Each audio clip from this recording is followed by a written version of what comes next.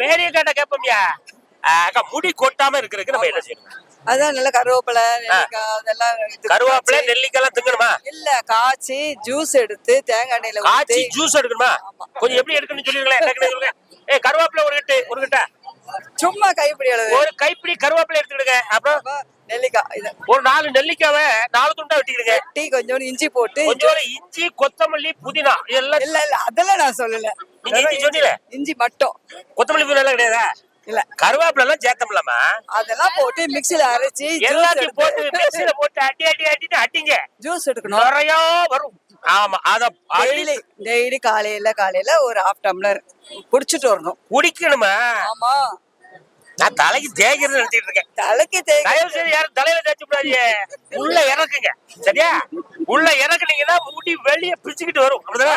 கண்டிப்பா. கருவேப்பிலை நெல்லிக்காய் கொஞ்சோண்டு இஞ்சி மோர். அது மோர் குடிக்கிறதுக்கு தான். அது மோர் சோறுல ஊத்துறதுக்கு தலையில ஊத்துறதுக்குலாம் கிடையாது. அதனால இந்த மருந்தை நீங்க ட்ரை பண்ணீங்கன்னா முடி கொட்டவே கொட்டாது.